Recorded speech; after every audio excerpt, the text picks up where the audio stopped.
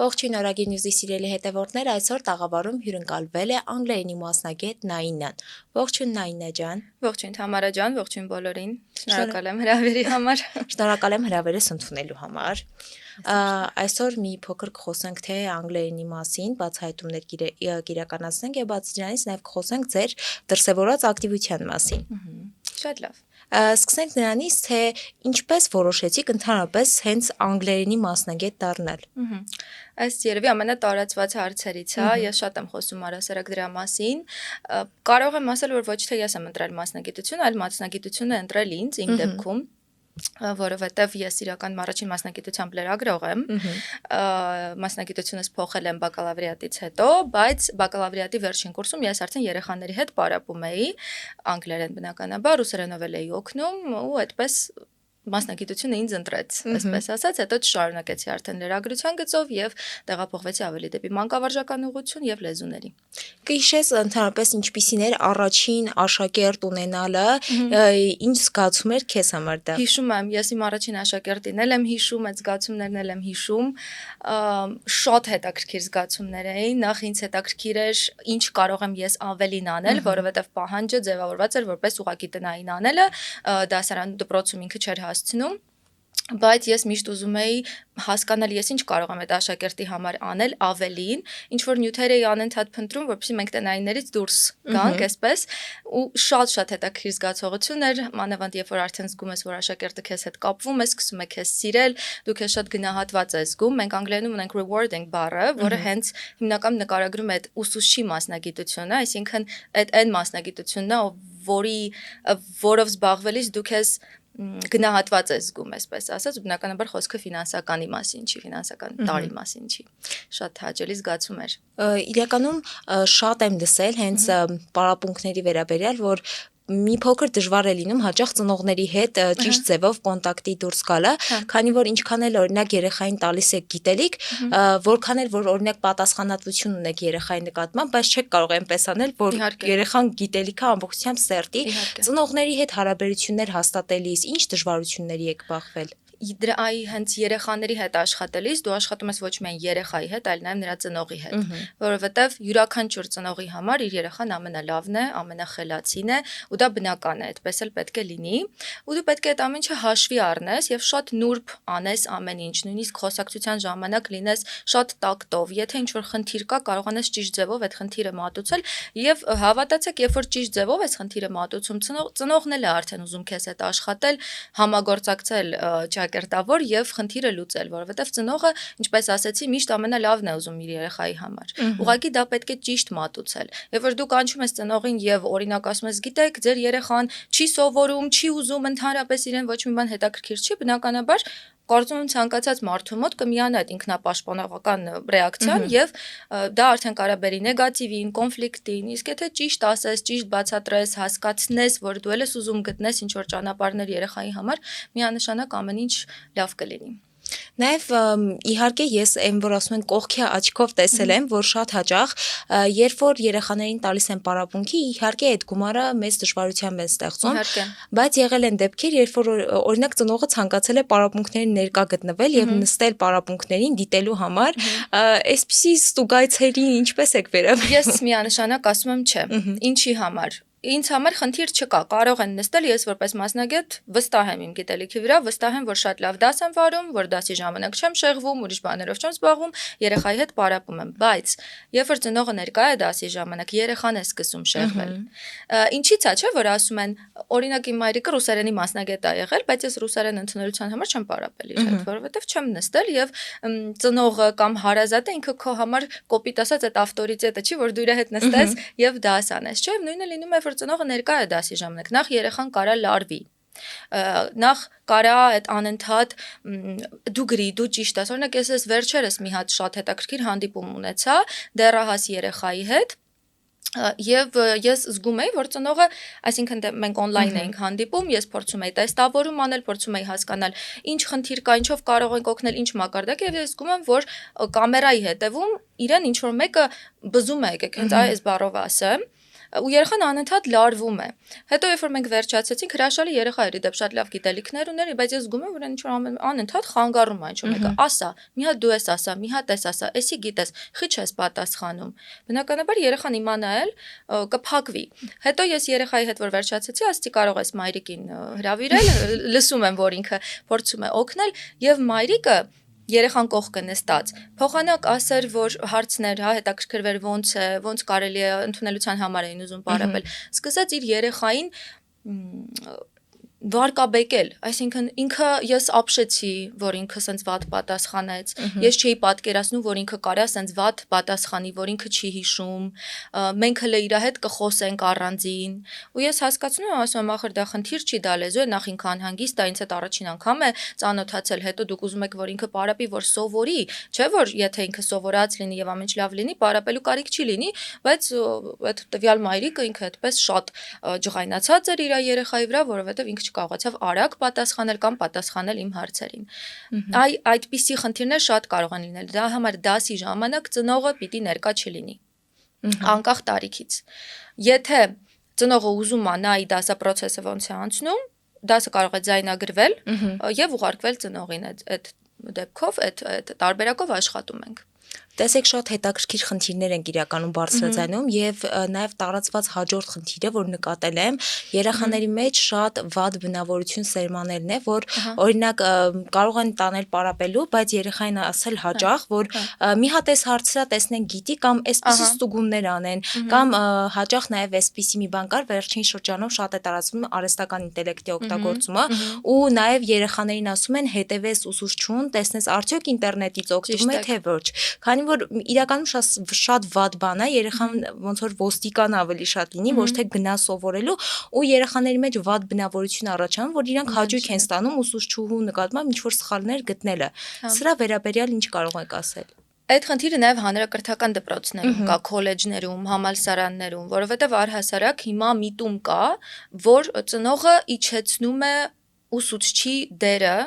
եւ հետո բողոքում է, որ ինչ որ խնդիրներ են առաջանում։ Օրինակ ես հիշում եմ մեր ժամանակ ես դպրոցում բավականին sense չարաճճի երեխա էի։ Չարաճճին որն էր, ես սիրում էի օղեր գրել։ Հիմա sense օրինակ եմ բերում։ Մեր ռուսերենի ուսուցչուհին, որը նաեւ մեր դասղեկն էր, ինքը որ ինձ տեսնում էր օղերով, այդ իր տրիգերներ, ինքը ատում էր, սկսում էր ջղայնանալ, մի խոսքով մենք տենց կոնֆլիկտի մեջ էինք մտնում դեռահասական։ Ու ես հիշում եմ, երբ որ իմ մայրիկը գալիս էր դպրոց, ինքը նեյտրալ, այսինքն լսում էր ուսուցչին, ասում էր, որ ինքը ինձ հետ կխոսի, եւ տանը մենք զրույց ենք ունենում, որ չի կարելի, կապ չունի, նույնիսկ եթե դու ուզում ես այդ օղերը գրել, դպրոցում մի գրի, ուղղակի, որովհետեւ քո ռուսերենի ուսուցչուհին դրանից նյարդայնանում է։ Այսինքն ոչ մի դեպքում մեր տանը չի եղել զրույց, որ կարելի է օրինակ ինչ ուզում ես արա, քո օղերն են, դու մեծ աղջիկ ես եւ այլն, ոչ մի դեպքում ուսուցչի դերը միշտ կարեւոր է եղել։ Հիմա երեխաներին ուրիշ ձև են դաստիարակում եւ հենց ձեր ասած խնդիրները շատ լուրջ խնդիրներ են ոչ միայն մասնավոր դասընթացների ժամանակ, այլ ինչպես ես նշեցի, հանրակրթական դպրոցներում։ Դրա համար մենք այսօր համ համակարգի խնդիր ունենք, համ ծրագրային խնդիր ունենք, որի մասին ինձ թվում է խոսենք հետագայում այսօր, եւ ունենք հարգելու ու ճիշտ փոխհարաբերություններ ստեղծելու խնդիրը, որ այո, գնա ձայնագրի, ինչու ոչ, գնա կամերայով նկարի, բեր տեսնենք, ստուգի, եթե դուք չեք վստահում, եթե խոսքը գնում է մասնավոր ուսուցչի մասին, եթե դուք չեք վստահում ուսուցչին, ուրեմն մի վերցրեք դասեր, որովհետև այսօր տարբերակները շատ են, բայց եթե դուք վերցնում եք դասերը, եթե դուք զրուցել եք ուսուցչի հետ եւ արդեն ձևավորել եք որոշակի վստահություն, երբեք չի կարելի երեխայի մոտ այդպես կոտրել ուսուցչի դերը։ Նաև հաջորդ խնդիրներից մեկը այն է, որ շատ հաճախ ծնողները ցանկանում են, որ ուսուցչուհին տնայցով պարապմունքներ իրականացրի, երբեմն երբ որ տեսնում են ընկերներս պարապում են, միշտ ինձ հետաքրքրում էր, թե որն է պատճառը, որ իրականում ցանկանում են տնայց իրականացվի։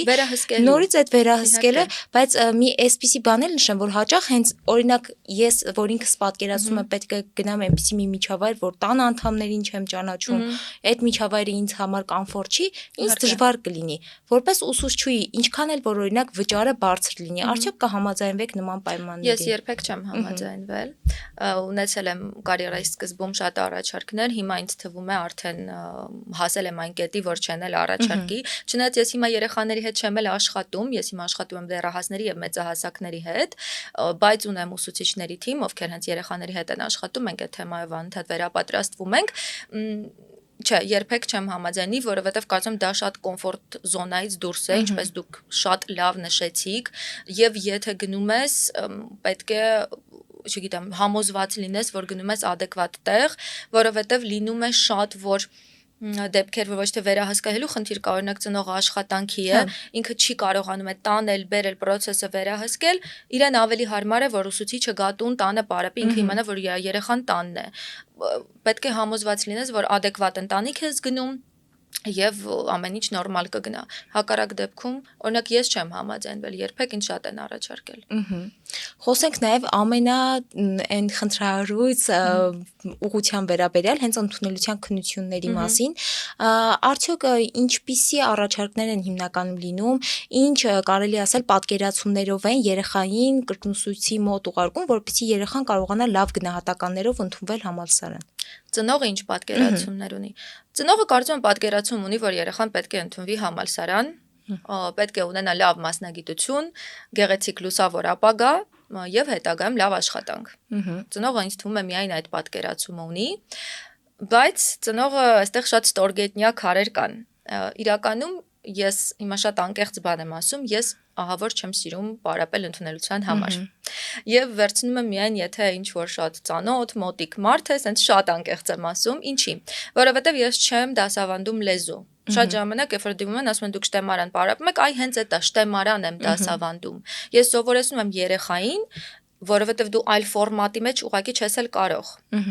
Դու ժամանակ էլ չունես ինչքան էլ ուզենաս խոսակցականի վրա աշխատես, չես էլ կարող, որովհետև դուք ունեք քննություն, ունեք հստակ առաջադրանք, որին պետք է հասնեք։ Դու սովորեցնում ես երեխային լուծել թեստեր,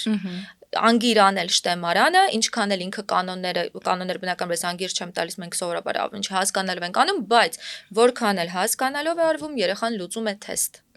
Դա ռոբոտային եւ դա լեզու իմանալու հետ աղերս չունի։ Դա ամենամեծ խնդիրներից է, որ կարծում եմ ծնողը պետք է տեղյակ լինի եւ հաշվի առնի, ինչպես նաեւ երեխան պետք է հաշվի առնի, որովհետեւ շատ են ասում, օրինակ դիմում են ինձ մեծահասակներ, հարցնում եմ ինչ փուլով եք անցել, ինչ ճանապարհով եք անցել անգլիան սովորել, ասում են դե պարապել եմ ընդունելության համար, բայց չեմ խոսում, ասում եմ դա նորմալ է, դրամաբանական է, չպիտի էլ խոսեիք։ Նաև տեսել եմ հենց, քանի որ ինքս էլ ընդունելության շրջանում իրականում ես հայոց լեզու եմ ընդունելության քննություն հանձնել, բայց կողքի աչքով հետևում էի նաև անգլերեն հանձնող դիմորդներին եւ տեսնում էի, որ շատ հաճախ բաժիններ կար, որ անգիտակցաբար անգիր էին անում ու անգիտակցաբար ինչ որ հենց անգիրի վրա էր հիմնված։ Հիշում եմ նաև դասարանում ունեինք տղաներ, որ ընդհանրապես լեզվին չէին տիրապետում ու ծնողները ստիպել էին, որ անգլերեն տան, որովհետեւ ասում են, որ ճակերտավոր անգլերենի շտեմարանները ավելի հեշտ են։ Այս անգիրի սխեմայի մասին ինչ կարող եք ասել ու արդյոք քննությունը ռեալ է, որ մի թեստով կարող են մարդու այդ գիտելիքները ստուգել ու ընդունվի թե չընդունվի։ Դե հենց դրա մասին էի խոսում, հենց դա է խնդիրը, որ քննությունը չի ստուգում քո անգլերեն բավարար իմացությունը։ Անգլերեն իմանալը միայն թեստով չի։ Կա լսողական հմտություն, կա խոսակցական հմտություն, կա ստեղծագործ գրելու հմտություն։ Օրինակ, երեխան, որ ընդունվում է համալսարան, կարող է տարական նամակ գրի, էլեկտրոնային նամակ, որ ենթադրենք ինչ որ ապրանք է պատվիրել, ուզում է այդ ապրանքը հետ տա, խնդիր է առաջացել, կարող է այդպիսի նամակ գրել, իհարկե ոչ։ Սա ամենապրիմիտիվ բանն եմ ասում։ Օտար երկրացին կանգնացնի, ասի ոնց գտնեմ ես ինչ բան կա ենթադրենք, կարող է պատասխանել, ոչ։ Պրիմիտիվ բաներ։ Դա թեստ է, թեստավորումը եւ ինքը գիտելիք չի ստուգում։ Ես երևի թե ինձ թվում է ամենաիդեալական տարբերակը կլիներ, որ երեխան հանձներ ավելի միջազգային քննությունների նման որևէ թեստավորում, որ այսօր կա բավականին շատ բուհերում, նույն ամերիկյան, ֆրանսիական բուհում կարծեմ իրենք ընդունում են IELTS, TOEFL, որը գոնե 4 ուղղություններով ստուգում է լեզվի իմացությունը, բավականին դժվար է եւ գոնե ելքային արդյունքը լինում է, որ երեխան խոսում է, աշակերտը խոսում է այդ լեզվով։ Ճիշտ է, ակադեմիական լեզվով է խոսում, բայց դա ուղղելի է, առօրյա խոսակցությունը ինքը հեշտ կարող է ուղղել։ Նաև քանի որ շատ արատավորված երևույթներ կան հիմնականում դպրոցներում, ինքս բավականին շատ նկատել եմ, որ երեխաները, երբ որ հենց իրենց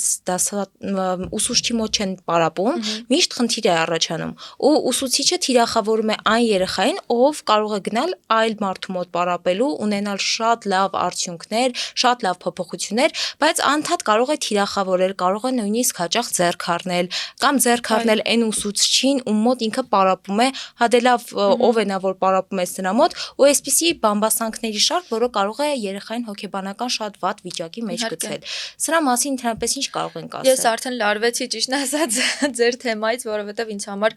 շատ ծանր թեմա է դա։ Ես շատ ծանր եմ տանում, ես ինքս եղել եմ դասախոս, պետական քոլեջում եմ աշխատել 7 տարի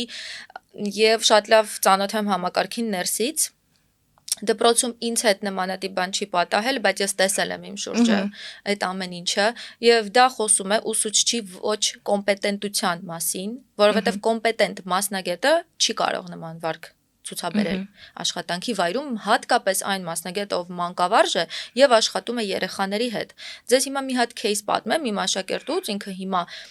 հասուն աղջիկ է, ամուսնացած է, ընտանիք ունի, շատ լավ աշխատանք ունի, բայց մի քանի ամիս, մոտավորապես 6 ամիս առաջ դիմել էր ինձ եւ մեր առաջին խնդիրը հարցազրույցի ժամանակ բացահայտվեց այն, որ ինչի չեմ խոսում անգլերեն, դպրոցում բուլինգ են արել, համալսարանում ձեռք են առել, ուսուցիչները բնականաբար, ոչ ուսանողները, հա, սա էմոցիոնալ ինտելեկտի բացակայության մասին է նաև խոսում ուսուցիչների կողմից։ Եվ որպես ելքային արդյունք մենք ունենք այն, որ հասուն, կայացած աղջիկ, խելացի, վախենում է խոսել անգլերեն։ Եվ մենք 6 ամիս, հիմնական մեր առաջին ամիսը եղել է այն, որ ինքը ինձ վստահի, որ ինքը հասկանա, որ այստեղ բնականաբար ձեռ առնելու մասին չի խոսքը, որ ինքը կարա սխալվի, ինքը կարա լինի կրեատիվ։ Մենք որ խոսում ենք, ինքը միշտ ասում էր՝ «Կարամ այս բանը ասեմ»։ Ասում եմ՝ «Իհարկե կարաս»։ Կարամ անընդհատ, կարամ ասեմ, վայ, վախենում եմ։ Հասուն աղջկա հետ եմ աշխատում ես։ Դա սարսափելի է։ Հիմա ասում եմ, շաքաղվում եմ անկեղծ։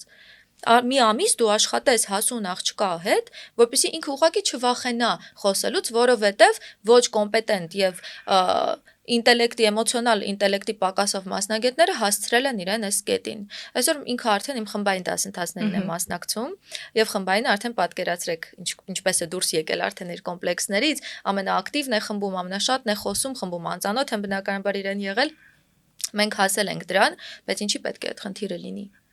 Ոչ կոմպետենտ մասնագետներ են, միանշանակ կարող եմ դա ասել ամբողջ պատասխանատվությամբ։ Իրականում ես ինքս այդ խնդիրը տեսել եմ ու նաև ինձ թվում է, որ երբեք ոչ մի մասնագետ իրավունք չունի երեխաների մոտ քննադատի մեկ ուրիշին, ու այսպեսի մի խնդիր էլ կա հենց ավագ դպրոցներում, որ 11-րդ դասարանից, երբ որ արդեն դե բնականաբար գիտակցում են, որ հաջորդ տարի երեխաները պետք է պարապեն, սկսում են երեխաներին թիրախավորել, հենց կարող է ձեր նշածը իրականացնեն, որ բուլինգի ենթարկեն երեխաներին, այնպես որ այն կետին հասնի ծնողը ստիպված տա երեխային պարապմունքի, դե թող գնա, որ էլ երեխայից չնեղացնի կամ ցածր գնահատական չդնի։ Իրականում դպրոցում հենց այն խնդիրը, որ նշեցիք, համակարգման խնդիրը, այսօր մենք ունենք, ու ձեզ ինչ ձևով կարող ենք մենք մի փոքր լուծումներ գտնել այդ խնդիրներին վերջ տալու համար։ Նախ ծնողը պետք է մի քիչ պայքարի, բայց իհարկե ճիշտ ձևով։ Այստեղից էլ որ ասում ենք ծնողը ստիպում է, որ երեխան գնա նկարի, այդ ամեն ինչը երկկողմանի է, չէ՞։ Ամեն դեպքում, որ ասում են, որ տղամարդն ու կինը բաժանվում են, երկուսն էլ մեղավոր են։ Հիմա նույնն էլ էստեղ։ Երբ որ ծնողը սկսում է ագրեսիա դրսևորել, ոչ ճիշտ պահվածք դրսևորել ուսուցչի հանդեպ, համակարգի հանդեպ, այդ նշանակում է, որ համակարգը նույնպես ինչ որտեղ թերացել է։ Եվ թե ծնողը, թե ուսուցիչները պետք է պատրաստ լինեն փոխվելուն, որովհետև դարը փոխվել է, ժամանակները փոխվել են։ Պետք է պատրաստ լինեն երկխոսության։ Ու եթե ենթադրենք որպես մասնագետ դու ուզում ես որ երեխան, այսինքն եթե դու լինես լավ մասնագետ, ես այսպես ասեմ, ուսուցիչը պետք է ձգտի լավ մասնագետ լինի լավ մանկավարժ, բարի լինի, դրական լինի, եւ այդ դեպքում ծնողը ինքը կուզենա պարապել տա։ Ինձ թվում է դա ակնհայտ է։ Նաև հենց այդ ծնողների վերաբերմունքի մասին մի փոքր անդրադարձ կատարեմ։ Իրականում ընդունելության ժամանակ ծնողները բավականին շատ նկատել են, որ ճնշում են երեխաներին, որ եթե վատ ստանաս, ցածր ստանաս, խայտառակ կլինեն, չգիտեմ, բարեկամները կիմանան, որ դու ցածր ես ստացել, ու երեխաները արդեն սկսում են հոգեբանորեն ծանր վիճակում հայտնվել։ Ինչ է կարծում ծնողի մոտեցումը ընդհանրապես երեխայի նկատմամբ, ինչպես պետք է լինի, ստիպի, որ սովորի, թե գա ընդհանուր հայտարարի, հասկանա, թե երեխան ինչա ցանկանում։ Իհարկե պետք չի ստիպել, ոչ մի դեպքում ինչքան շատ է ստիպում, այդքան հակադարձ է լինում։ Հատկապես դեռահաս երեխայից, իսկ ընդունվող երեխաները դեռահաս են։ Չմոռանանք, որ իրենք շատ փոփոխությունների միջով են անցնում, իրենք ոչ երեխա են, ոչ էլ մեծահասակ են, իրենք էլ չեն հասկանում, որ փուլում են, երբեք չի կարելի ստիպել, պետք է ընդհանուր հայտարարի գալայո գտնել ճիշտ ճանապարհը եւ գուցե քննարկել ինչ մասնագիտություն է պետք երեխային։ Օրինակ, իմ դեպքում ես երբ որ ընդունվում էի լրագրություն, ինչի համար եմ ընտրել լրագրություն, որովհետև ինձ բոլորը ասում էին դու շատ լավ ես գրում, դու ստեղծված լրագրող ես։ Ու ես այդպես գնացի լրագրության քննությունը տվեցի, հետո երբ որ լրագրության քննությունները ես նայում էի, տեսա այդտեղ լեզվաբանական ֆակուլտետը։ Ու մայրիկիս ասեցի, ուզում ես քննությանն էլ գնամ, ասենց իմ անձնական դեպքն էլ պատմեմ, շատ հետաքրքիր էր։ Տենց ասեց, ինչ որ ձայն չհանեց, ասեց հա լավ կգնաս, ինչի դա պետք, դու բանավոր անգլերեն չես պարապել, ասում եմ դե գնամ ինչ կլինի, էլի փորձեմ, հիմա մեկը լրագրությունը ես անցել եմ ամենաբարձր բալերով, մի հատ էլ ես փորձեմ, ոչ մի բան չի լինի, sense տնեց ինքը ոչ մի կերպ չէր ազդի գնահատականի վրա, ասեց գնալու ես խայտարակ լինես, դու բանավոր չես պարապել, մի գնա, անիմաստ խայտարակ չես լինելու, ու ինքը ինչ չթողեց ես գնամ քննության։ Տեսեք, ես վերադարձա իմ լեզվաբանությանը։ Գնացիք ձեր ցանկացածի հետևից։ Հա, վերադարձա դրա համար, այսինքն ես 4 տարի կորցրեցի լրագրության մեջ։ Ճիշտ է, ես լրագրությունից դուրս եկա նաև այլ պատճառներով, բայց sense տնեց ստացվում է, որ ես այդ 4 տարին կորցրել էի, որ ես կարող էի ավելի հմտանային մասնագիտության մեջ ավելի կողմնորոշված լինել։ Դրա համար երբեք չի կարելի ստիպել խայտարակ լինել ում առաջ։ Ամենակարևորը, որ մարդը ինքն իրեն լավ զգա, գտնի իր ճանապարհը։ Գուցե ձեր երեխան չի ընդունվում համալսարան, բայց դառնում է ֆանտաստիկ IT մասնագետ։ Այսօր համալսարանով ցավոք ոչինչ չի որոշվում։ Նույնիսկ ինձ իմ ուսանողները երբեմն որ մոտենում են, ասում են ընկեր Սաֆարենց արժե ընդունվեմ համալսարան, ես ասում եմ դու ինքդ որոշի։ Ինձ այն շատ են խորհուրդ միշտ հարցնում, ասում եմ դու մի հատ հասկացի դու ինչ ես սիրում անել։ Ես շատ եմ սիրում gap year հասկացողությունը Ամերիկայում, որ շատ ընդունված է նաև եվրոպական կողմում, որ իրենք վերցնում են մի տարի, այդ մի տարվա ընթացքում աշխատում են, պարաբնականաբար չեն նստում, սպասում որ մյուս տարին սկսվի, աշխատում են, կամավորական ինչ որ միտեղ, գուցե նաև վճարով իր հիմունքներով են աշխատում, իրենք կողմնորոշվում են, հասկանում են իրենք այս կյանքում ինչ են ուզում, որտեղ կա դժվարություն, ինչից են իրենք լավ, հետո նոր որոշում են, ընդունվում են արդյոք համալսարան, թե գնում են այլ ուղղությամբ։ Դրա համար համալսարանը ինքը վերջնական հաջողության կետը չի։ Եվ չարժե այդ կետի համար, որը իրական չի իրականում, երեխային կոտրել, ստիպել եւ ինչ-որ կոմպլեքսներ առաջացնել նաեւ։ Նաև խոսենք նրա մասին, թե ինչպես սկսեցիք ծավալել ձեր գործունեությունը սոցիալական հարթակներում, ինչպես որոշեցիք հոլովակներ գցել հենց ձեր մասնագիտության վերաբերյալ։ Այ շատ պատահական։ Ինձ իմ ընկերներից մեկը ես հիշում եմ ասեց, մի հատ այն օրը ասեց սիրուն աղջիկ տեսա ինտերնետում անգլերեն բաներ էր բացատրում, դու ինչի չես անում։ Ասեցի, չգիտեմ, ու տենց շատ պատահական ոնց որ սկսեցի, ասեցի, լավ, ես էլ փորձեմ։ Իմ առաջին հոլովակները, որ հիշում եմ, շատ զվարճալի է, իհարկե, սենց լարված, համ խոսքը դրած, չի եմ, որ սենց դու վախենում ես, շատ ծիծաղալի են, որ նայում եմ, բայց բնականաբար գնահատում եմ, դա էլ է ճանապարհ, որով պետք է անցնես։ Այդպես շատ պատահական, ուղղակի ընկերներիցս մեկը ասեց, դու ինչի՞ չես փորձում, սկսեցի փորձել, դուրս եկավ։ Եղել է դեպք, երբ որ որևէ օրինակ հեյթի ալիքի բախվեք հենց սոցիալական ցանցերում ու ո՞րն է եղել պատճառը։ Ես չգիտեմ ո՞րն է պատճառը։ Ես մինչև հիմա պատճառը փնտրում եմ, որովհետև կրթական դու նյութեր ես տրամադրում մարդկանց, բայց քեզ այնպիսի հեյթ են անում, որ դու ասում ես լավ, բայց ես ինչն է պատճառը ինձ էլ է հետաքրքիր։ Ես ենթադրում եմ պատճառը նրանում է, որ կա որոշակի պատասխանատվությամբ կասեմ ոչ գրագետ եւ ոչ ճիշտ դաստիարակված մասսա, ով ուղղակի ինքը իր սովորությունն է հոբին է գրել hate։ Եվ դու դրա դեմ ուղղակի պետք է, չգիտեմ, կարողանաս դա քո մեջ հաղթահարես եւ անցնես առաջ, որովհետեւ իրենց գրած hate-ից ոչ մի բան քո կյանքում չի փոխվում, դու դրանից վատը չես դառնում, իրենց ասածը չես դառնում, պետք է կարողանաս հաղթահարել, որը անխոս դժվար է։ Ինքը իրականում դժվար է։ Հիմա ես այսպես խոսում եմ, բայց այդ պահին, երբ որ դու կարդում ես քեզ գրած hate-ը, այդ տհաճ բանը, մեկը դու ստանում ես այդ բացասական էներգիան, մեկը ինքը քեզ վրա ազդում է, թեկուզ 2 րոպե, բայց չգիտեմ, ես դեռևս պայքարում եմ այդ տոտալ sense որ թքած ունեմ sense այդ կետին հասնելուն։ Նաև երբ որ զրուցում էինք, շատ հետաքրքիր բանի մասին խոսեցինք, որ հաճախ մարդիկ հետևորդների քանակով որոշում են, որ օրինակ մասնագետը լավն է, եւ կարող են խաբվել սոցիալական ցանցերի հենց այդ վարդագույն շողքին ու մտածել, որ շատ լավ է մեր երեխային ուղարկենք այս մասնագետի մոտ։ Արդյոք սոցիալական հարթակներում ինչպես մարդիկ կարողանան զգույշ լինել եւ հասկանալ, գիտակցել արդյոք իրականում մասնագետը լավ գիտելիք կտա։ Շատ լավ հարցեր ու կարևոր բանի մասին այո զրուցեցինք։ Ես ձեզ պատմեցի, որ ես նույնիսկ իմ հարցազրույցների ժամանակ ինձ մոտ ընդունվում են միայն հարցազրույցով, նախապես պետք է զրուցենք, հասկանանք ինչ մակարդակ է, եթե փորձնական դասի կարիք է լինում, նաև առանձին փորձնական դաս ենք կազմակերպում, նոր արդեն կատարում եմ ընդունելությունը, ես էլ եմ ընտրում, ինձ էլ են ընտրում, դա փոխադարձ է, եւ ես շատ ժամանակ ասում եմ արդեն մակարդակը ստուգելուց հետո ասում խնդրեմ դուք ինչ հարցեր ունեք 90% դեպքերում ասում են մենք ձեր էջին հետևում ենք, մենք հարցեր չունենք։ Ու ես միշտ ասում եմ, դա բնականաբար բոլորը կարող են փաստել, որ չէ, այդպես չի, էջում դուք կարող եք այլ բան տեսնել, այլ բան պատկերացնել, իրական կյանքում կարա լրիվ այլ բան լինի, հարցերը տվեք։ Ինչ հարցեր կարելի է տալ մասնագետին։ Հիմնականում ասում են հարցրեք ինչ կրթություն ունես, ինչ սերտիֆիկատներ ունես, բայց ես ձեզ կարող եմ ասել, որ դա ոչ մի բան ձեզ չի տա։ Հիմա ենթադրենք մասնագետը ասել է, որ ինքը ավարտել է Օքսֆորդը։ Կարա շատ վատ մասնագետ լինի։ Մասնագետ կարա լինի, ասել է ավարտել եմ Բրյուսովը, էլի կարա շատ վատ մասնագետ լինի, դա ոչ մի բանով սերտիֆիկատների արկայությունը եւ կրթությունը ցավոք ոչ մի բան չի պայմանավորում։ Առաջին հարցը, որը ես կտայի, կխնդրեի մասնագետին պատմել երևի ամենահաջողված кейսի մասին եւ ամենաբարդ кейսի մասին։ Կհարցնեի արդյոք ունի դեպքեր, երբ ինքը չի հաջողել։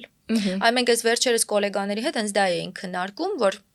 ֆեյլերի մասին խոսելու, ձախողումների մասին խոսելու մշակույթ չկա առհասարակ մեր հայկական իրականության մեջ։ Մենք չենք խոսում ձախողումների մասին։ Մենք խոսում ենք միայն լավ кейսերի մասին, որ աշակերտուհիս ընդունվեց այս ինչ համալսարանը, գտավ իր երազանքի գործը, բայց այն որ դու կարող ես 2 տարի շարունակ պարապել եւ շատ քիչ պրոգրես ունենալ։ Ինչ պատճառներով, չէ՞ որ դու նույն մարդն ես, որ ունի նաև այդ հաջողությունները։ Դրա մասին ոչ ոք չի խոսում։ Ոչ ոք չի խոսում, որ դու կարող ես շարունակ պարապել։ Ես օրինակ մի անգամ խոսել եմ դրա մասին ու շատ բուռն արձագանք ունեցավ այդ ռիլս դրական արձագանք, եւ որ ես խոսեցի այն մասին, որ ես ունեցել եմ IELTS աշակերտուհի, որը նախնական շատ ցածր մակարդակով է եկել, մենք ծնողի հետ ամեն ինչ քննարկել ենք, բայց չկարողացանք ցավոք մեր ուզած բալը հավաքել, ուղղակի որովհետեւ ելքային մակարդակը ցածր էր, ժամանակը քիչ։ Ու ծնողը շատ adekvat է վերաբերվել, ծնողը համ ինձ էր հանգստացնում, համ երեխային էր հանգստացնում, շատ հրաշալի ծնող էր, բայց այդ դեպքերի մասին շատ քիչ ենք խոսում։ Դրա համար առաջինը հարցրեք հաջողված դեպքի մասին, հաջողված кейսի մասին, ինչպես են հասել այդ հաջողության եւ թող ոչ թե մեթոդաբանություն ներկայացնի տերմինաբանության, տերմիններով, այլ մարդավարի լեզվով, ճակերտավոր բացատրի ոնց է հասել այդ աշակերտի հետ այդ կետին, շաբաթական քանի անգամ են պարապել, ծրագրային ինչ լուծումներ է տվել եւ անպայման խնդրեք որ պատմի վատ դեպքի մասին, այսինքն բացասական արդյունքով դեպքի մասին,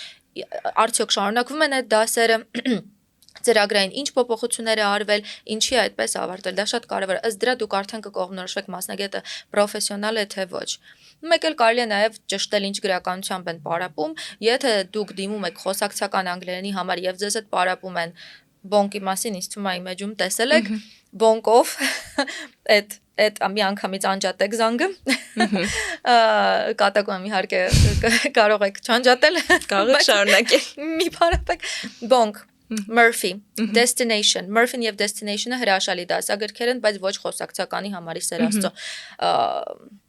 հնարավոր չի դրանցով արդյունք տալ էլի, որովհետև իրենք քերականական հիմնականում բարձ բաները սովորեցնում են, բայց ուսուցիչների 80%-ը դասագրքերով է պարապում։ Ես ուսուցիչներին նաև վերապատրաստում եմ եւ վերապատրաստումների ժամանակ շատ եմ հարցնում եմ, իհարկե առանց քննադատելու, այդ ինձ մոտ sense շատ կարևոր թեմա է, ինչ դասագրքերով եք պարապում, որ հասկանամ ինչի վրա կառուցեմ ծրագիրս, destination, Murphy, solutions Աշկիս առաջ եկավ իմ պարապմունքի տարիները, որտեղ այդ բոլոր գրքերով անցել եմ հերթականությամբ։ Իրականում հիմնականում ավելի շատ լինում էին որոշակի օրինակ բառերի ցանկ, որ մեզ տալիս էին սովորել, բայց ես ինքս էլ գիտեմ, որ իրականում չի օգնում, եթե դու մենակ այդ բառերի վրա ես հիմնվում։ Իհարկե, չի օգնում բառացանկ տալը։ Այս բառերը ոնց ուզում ես սովորի, ամենահաճախ պրակտիկան է։ Դե ես ինչ անեմ, որ դու չես հիշում։ Շատ բան կարելի է անել, որ մարդը չի հիշում։ Դասի ժամանակ այնպես դասը կառուցել, որ ուսանողը չհասկանա էլ, որ ինքը այդ բառը օգտագործում է։ Գոյություն ունի recycle ասվածը, որը ոչ թե վերամշակումն է լեզվի մեջ, հա, recycle-ին են համակարգիչների մեջ որ կա տեսած կլինեք, այլ երբ որ դու ներողություն ծրագիրը այնպես ես կառուցում, որ յուրաքանչյուր դասի ժամանակ ձեր անցած լեքսիկան կրկնվում է։ Ոչ թե դու ասում ես արի մեծ այս բառերը հարցնեմ, այլ ինքը վարժությունների մեջ, խոսակցական հանձնարարությունների մեջ, listening-ի մեջ, վիդեոների մեջ կրկնվում է։ Մեթոդ ասեցի, ես ընդհանրապես մի հատ մեթոդ եմ ասում։ Բառացանկ օգնելը սովորելը չէ, բնականաբար չի օգնում։ Էլ ինչ խնդիր կա, որ քերականությունը բացատրում են շատ բարդ տերմիններով։ Մարդը կարա չիմանա օրինակ օժանդակ բայը որն է։ Դա խնդիր չի։ Ես շատ եմ լսել sense մեղադրական մոտեցումներ ուսուցիչներից, որ ասում, ախր ես իրան ասում եմ օժանդակ բայը որն է, ինքը չգիտի, դպրոց ավարտած պարտավոր չի իմանա։ Կարա չիմանա գոյականը որն է, ընդհանրապես։ Նաև մի խնդիր էլ կա, որ օրինակ հնարավոր է առանց քերականության իմանալ մարդը կարողանա խոսել։ Այս ամենատարած չէ, հնարավոր չի։ Քերականության վրա կառուցում ես դու խոսքդ։ Իհարկե չես կարող։ Տենց կարա անի միայն երեխան։ Մանկահասակ երեխան 3, 4, 7 տարեկան, ինչի, որովհետև երեխան լսում է եւ կրկնում է, լսում է եւ կրկնում է։ Ինքը բնակարար չի մտածում, վայ, այս present simple-ով եմ խոսում, մի հատ անկանոն բայ դնեմ այստեղ, ինքը լսում է եւ կրկնում է։ Դրա համար ոնց են չի ասում, որ մեր երեխան մուլտիկ նայելով վարժ անգլերեն է խոսում, լրիվ իրական է։ Ցավոք, երբ որ մենք մեծանում ենք, մենք այդ հմտությունը կորցնում ենք, որովհետև մենք դառնում ենք ավելի բանական, երևի թե սենց ասեմ, եւ մեզ համար սկսում է կարևոր լինել, բայց ինչի է այստեղ օրինակ S դրվել վերջավորության մեջ։ Մենք ուզում ենք բանաձև ունենանք, որ հաջորդ անգամ ներկայով խոսելիս այդ նույն բանաձևով խոսենք։ Եվ այստեղ էլի մոտեցում կա, այսինքն եթե դու ուղղակի բացատրես, որ գիտես ներկա շարունակականի ժամանակ դնում ես սենց, հասկացաք ինձ, հասկացաք, օգտագործեցիք ոչ։ Էլի պետք է ճիշտ մեթոդաբանությամբ դա անընդհատ շրջանառես, դրիլեր օգտագործես, դրիլը որն է, երբ որ դու անընդհատ ասում ես օրինակ նախադասության սկիզբը մի 10 անգամ կրկնվում է փոչը, հետո փոխում ես, ուղղակի էլի sense փուջուրիկ մի տոկոսային մեթոդներ եմ ասում, ամեն դեպքում մեթոդներ կան թե քերականությունը ճիշտ մատուցելու առանց ծանրաբեռնելու կանոններով խոսքի մեջ ինտեգրելու, թե բառապաշարը, թե մնացած բոլոր հմտությունները զարգացնելը, բայց առանց քերականության չի լինի խոսել։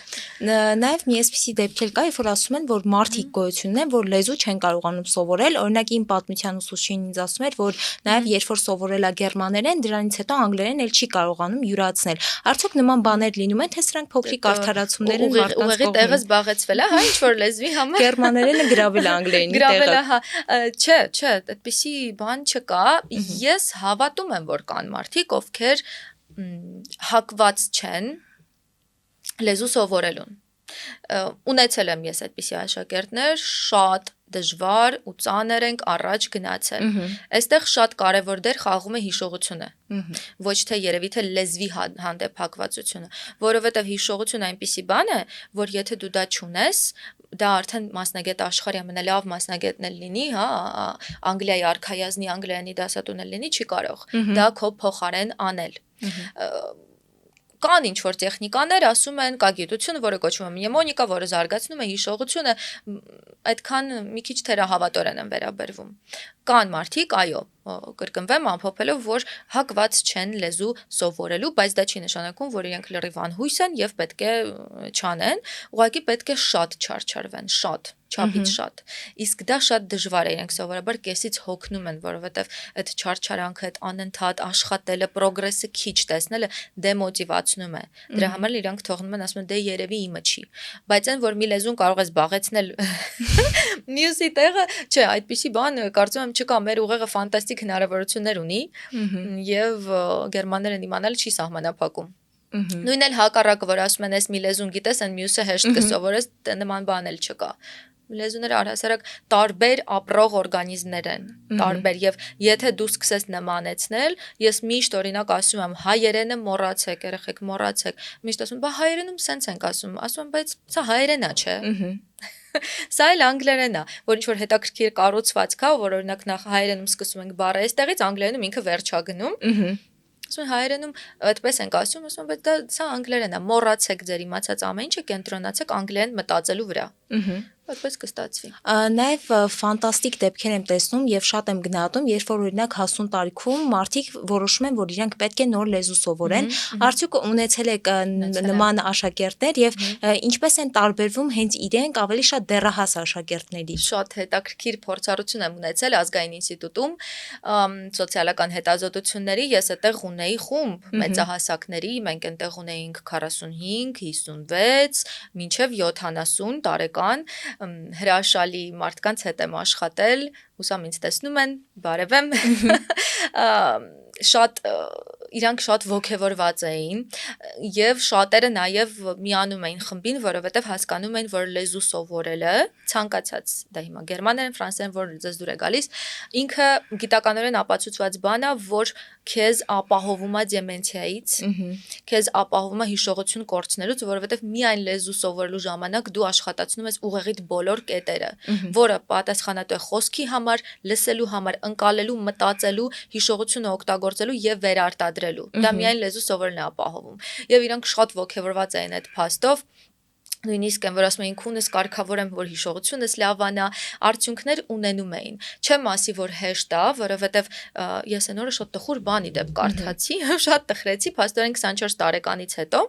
մեր ուղեղի բջիջները, որոնք պատասխանատու են հիշողության համար, սկսում են իսկապես ֆիզիկապես մահանալ։ Շատ եմ տխրել, մենք աշակերտուհուս հետ էինք վերլուծում դա եւ իրոք երբ որ մեծանում ես սկսում ես ավելի դժվար հիշել։ Այդպիսի բան կա փաստորեն։ Դրա համար իրենց ավելի դժվար էր տրվում, բայց իրանք ավելի էնտուզիազմով էին մոտենում եւ շատ ավելի պատասխանատվոր են, որովհետեւ այդ սովետական դպրոցը ամեն դեպքում իրեն նանում էր եւ տետրերով, տնայիններով, մի քիչ ըմբոստանում էին այդ խոսակցական կտորների վրա, բայց հետո հասկացան, որ ճիշտը որ իրենք խոսեն ու շատ հրաշալի բաներ են հասել։ Նաեւ երբ որ խոսում ենք դիսցիպլինայի մասին, հաճախ կան մարդիկ, ովքեր չունեն բավարար ռեսուրսներ, որպեսզի թանկարժեք գրքեր գնեն կամ հենց գրքնուսույցի մոտ այցելեն պարապմունքների, արդյոք մարդը իր սեփական ուժերով կարող է հասնել հաջողությունների։ Միանշանակ։ Ուղղակի ինչպես դուք ճիշտ ասացիք, դիսցիպլինա, կարգապահություն, որը ոչ բոլորին է տրված։ Շատ դժվար բան է։ Կարող եք առանց տանը մարզվել։ Ինձ թվում է 1000-ից մեկը կարա կանոնավոր, մի անգամ կարաս կովրիկը փռես, մարզվես, բայց կանոնավոր չէ։ Դա լավ գնամ հաց ուտեմ, մի հատ տեսքեն երեխան կանչեց, ամուսինս ա եկել գործից, սկեսուրս Եվ այդպես հետ են գցում։ Նույնն էլ լեզվի դեպքում շատ դժվար է դա պահել, բայց ինքնուրույն ինքը 100%-ով հնարավոր է եւ կան այո աշխարհում դեպքեր, որ մարդը ինքնուրույն սովորել է լեզուն։ Ես ինքս մի ամիս աշխատեցի իտալերենից վրա YouTube-ով։ Հրաշալի մի տղամարդ էր իտալացի, հրաշալի բացատրում էր, լսում էի, գրում էի։ Հիմա ես վստահորեն կարամ ասեմ, որ կարող եմ ռեստորանում ինչ-որ բաներ պատվիրել, ուղղություններ հարցնել, այնտեղ աչն ու ձախն եմ մոռացել, բայց այդ հայերենում է լավ չեմ կողմել։ Այդպես։ Նաև մի փոքր էլ անդրադարձ կատարենք հենց միջազգային քննություններին, որոնց միջոցով բացվում են դռներ միջազգային համալսարաններում։ Իրականում կողքի աչքով երբ որ դիտում էի, պարապում էին, միշտ ականջակալներով, համակարգչով ինչ-որ բաներ էին իրականացնում, որը հաճախ նաև ինձ վախեցնում էր։ Արդյոք եթե խոսենք այդ քննությունների մասին, ինչ է իրենից ներկայացնում, գիտեմ, որ TOEFL-ը եւ IELTS-ը իրականում տարբերվում են որոշակիորեն։ Բայց տարբերությունները փոքր են, որպես այդպեսին չեմ կարող ասել, որ լրիվ այլ բևեռներ են, են, հիմնական գաղափարախոսությունը եւ իմաստը նույնն է, ստուգում է 4 հմտությունները քո եւ դժվարություն չեմ կարող ասել, որ հեշտ է։ Այստեղ ամենատարածված միֆը է նա, որ ինձ մոտ երբ որ գալիս են IELTS պարապելու, ասում են ճիշտ է, որ տեխնիկաները իմանամ կհանձնեմ, ասում եմ դուք ինչ մակարդակ ունեք, ասում եմ A2 օրինակ, ասում չէ, ճիշտ չի։ Չես կարող A2 մակարդակով տեխնիկաները իմանալով հանձնել։ Այդ դա արդեն ինտերնետում այլ ուղղվածություն է, որի մասին քիչ առաջ խոսեցինք, երբ որ համոզում են աշակերտին, որ պիտի տեխնիկաներ ինչ որ հետաքրքիր իմանաս, մեկ-մեկ ես էլ եմ նայում, ասում եմ, ինչ տեխնիկա, որ կարաս տենց առանց լեզու իմանալ, կան տեխնիկաներ, որոնց շնորհիվ դու առանց լեզու լավ իմանալու կարող ես հանձնել։ Դա ամենամեծ սուտն է, որը վաճառք են իրականացնում կուրսերի։ Չկա այդպիսի տեխնիկա։ Մինիմում B2 մակարդակից պետք է սկսես պարապել IELTS կամ TOEFL։ Մինիմում։ Ինչքան ավելի բարձր մակարդակը, այդքան ավելի։ Հետո արդեն դու սկսում ես հասկանալ հանձնարարության մոտեցման տեխնիկաները։ Այդ արդեն գալիս է, երբ որ դու լեզվի բավականաչափ հստակ մակարդակի վրա ես։ Օրինակ task-իդ հետ ոնց աշխատես, որ նախ time management պետք է ունենաս շատ լավ։ Ոնց ժամանակդ ղեկավարես։ Եթե օրինակ տեքստ ունես, արդյոք արժե իրան ամբողջությամբ կարդալ, թե պետքա մի հատ արագ վրայով անցնել կամ միգուցե հարցերը կարդամ նոր տեքստին անդրադառնամ, այդպիսի նրբություններ կան, բայց պետք է մակարդակ ունենաս լեզվական։ Նաև հաճախ տեսնում ենք կարճաժամկետ կուրսեր, օրինակ 10 քայլով սովորես անգլերեն կամ այսպիսի հիմնականում կուրսեր են լինում։ Ինչ կարող եք ասել նման կուրսերի մասին։ Ես էլ եմ ուզում տենց կուրսերի մասնակցեմ, լեզուներ սովորեմ, եթե կան խնդրում ուղարկեք, իհարկե կարող եմ ասել, որ դա սուտ է եւ ստեղ գիտեք որ տեխնիկայով են ստում երբ որ ասում են ճշմարտության կեսը այսինքն 10 դաս հետո եթե ամեն ինչ լավ է գնում եթե ծրագիրը լավ է sense tense դու կարող ես պրոգրես ունենալ ճիշտ է դա արդեն եղավ որ սովորեցիր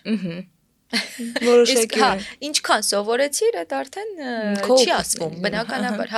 բա գովազդում չի ասում այո 10 դաս կարող 10 դասից հետո կարող ես սովորել անգլերեն ես էլ կարող եմ այդպիսի հայտարարություն տալ բայց ինչքանով օրինակ կարող ես անունդ սովորել ասել Շատ լավ, այսինքն հստակ չկա որևէ բան, թե մարդը ինչ կարող է սովորել այդ 10 դասով։ Կա հստակ դասապլան, 10 դասի ընթացքում ես ցես կարող եմ օրինակ բերել, եթե վերցնենք ամբեք մակարդակից կարող ես սովորել քեզ ներկայացնել քո մասին խոսել ամուսնական կարգավիճակ աշխատանքի մասին կարող ես սովորել թվերը պայմանավորվածություններ անես օրինակ երկուշաբթի օրը հանդիպենք այսինչ ժամին թվերը ժամերը նախդիրները տեղի կարող ես սովորել շատ ածականներ որպեսզի ինչ որ բնութագրումներ տաս կարող ես սովորել ներկա ժամանակաձևը բայց դա պետք է ճիշտ անդրադառնաս, այսինքն ներկա ժամանակաձևով հարց տալ, ներկա ժամանակաձևով ասել, որ ինչ որ մի բան ինչ որ միտեղ կա, there is there are կտորնա, եւ ներկա ժամանակաձևով ժխտում կառուցել լիարժեք ու ներկայով ինչ որ բաներ էլի մտքեր արտահայտել բազային բաներ 10 դասի ընթացքում։ Ինձ թվում է բավականին շատ բան ասեցի, բայց դա անգլերեն իմանալ չի։ Նաև եթե ամփոփենք, եթե ես լինեմ մարդ, ով անգլերեն չգիտի, բայց ցանկանում եմ սովորել եւ ցանկանում եմ հմտություններս լավացնել, ինչ պետք է անեմ ես ամեն օր կանոնավոր, որպեսզի որևէ արդյունքի հասնեմ գոնե օրինակ 1 տարվա կտրվածքով։ Ես երբ որ աշխատում եմ հենց մեծահասակների հետ, ինչպես նշեցի արդեն հիմնականում, ծրագիրը հենց այդպես էլ կառուցում եմ։ Այսինքն մենք չենք աշխատում տնային հանձնարարություն այդ դասական ասվածով, որ օրինակ դասի ժամանակ ես ինչ բաներ արեցիր, հետո 10 հատ վարժություն ես լուծում տանը այդ 0 օգուտա տալիս։ Ես ծրագիր այնպես եմ կազմում, այ աշակերտները ամեն անգամ ստանում են դասից հետո day 1 օր առաջին լսում ես այսինչ բանը, լսեցիր, պատասխանում ես այսինչ հարցերին։ Day 2 քո սովորած բառերի վրա ձայնագրություն ես անում, ուղարկում ես ինձ դասից առաջ։ Օրինակ day 3 բնութագրի այս նկարը մեր անցած բառերով, եթե արանքում 3 օր կա։ Նայում եմ, եթե 4 օր է 4 օրվա, եթե 2 օր է 2 օրվա հանձնարարություն։ Դա պետք է ես հիմա ձեզ այսպես չեմ կարող այդ հարցին պատասխանել հստակ, որովհետև պետք է ծրագիրը կազմես ու գնաս։ Եթե անցել եք ենթադրենք there is there are-ի կտորը, դրա վրա արդեն կառուցվում է ամենօրյա աշխատանքը լսելու, վիդեո նայելու եւ պարտադիր ձայնագրելու տեսանկյունից։ Եվ այդ ձայնագրությունները ամենամեծ խորհուրդը կտամ անպայման արեք ձայնագրություններ, լսեք ինքներդ ձեզ, հիմնական իմ աշակերտները այդպես էլ անում են, հետո նոր ուղարկում են ինձ եւ դուք չեք պատկերացնի ոնց է հղկվում խոսքը։ Որովհետև դու լսում ես, ասում ես, վայ, ես այստեղ սխալվեցի, ուղղում ես քեզ, հետո ուղարկում են ինձ, ու ֆանտաստիկ արդյունք է լինում։ Մեկ էլ շատ shadowing-ը պետք անել, այդ էլ թե սկսնակներին, թե ավելի բարձր մակարդակների վրա shadowing-ը ինչ է, երբ որ դու բացում ես կան հատուկ վիդեոներ YouTube-ում, բնականաբար անվճար հասանելիությամբ լսում ես եւ կրկնում ես նույն ինտոնացիայով, նույն տոնայնությամբ, նույն ակցենտով մոտավորապես 10 անգամ, այստեղ եկանք դիսցիպլինային եւ շատ լավ արդյունքների կարելի է հասնել։ Դե ինչ շնորհակալ եմ նման հետաքրքիր զրույցի համար, վստահ եմ, որ բոլոր կողմերին անդրադարձանք թե լեզվին եւ թե ոչ միայն։ Ես եմ շնորհակալ Թամարա ջան։ Ձեզ եւս շնորհակալ ենք սիրելի հետևորդներ, վստահ ենք, որ որոշակի կարողացանք մոտիվացնել, որպեսզի լեզվի նկատմամբ թե հետաքրքրություն ունենաք, թե ձգտեք ավելի լավը դարձնելու ձեր ունակությունները։